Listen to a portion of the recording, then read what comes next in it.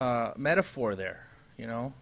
There's a great metaphor there because in the last 10 years, this country has been involved in probably one of the most destructive projects known as the tar sands, and has been creating one of the greatest violations of our most sacred mother, Mother Earth.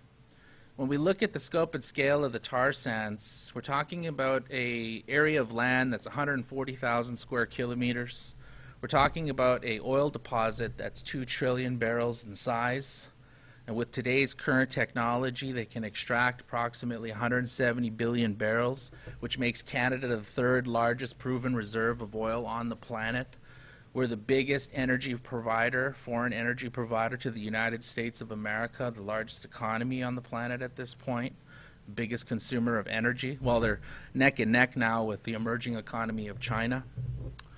You know, and we have a type of just massive extraction taking place in the tar sands. When we look at the amount of earth that has been moved just up to now, never mind what they want to do, there has been more earth moved in the tar sands than the pyramids of Giza, than the Suez Canal, than the 10 largest hydroelectric dams on the planet, and the Great Wall of China combined.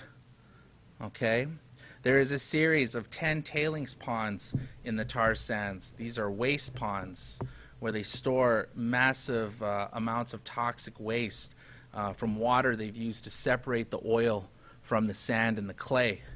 And after it gets so dirty, they have to put it in these ponds where, you know, these aren't really even ponds. You can see them from outer space. They're so huge. And they represent a series of earthen dams that by volume are the largest dams on the planet in terms of the amount of water they're holding back.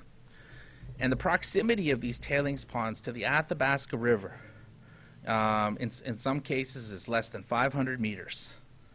Now, if one of these tailings ponds was ever to rupture, okay, and believe me, they do.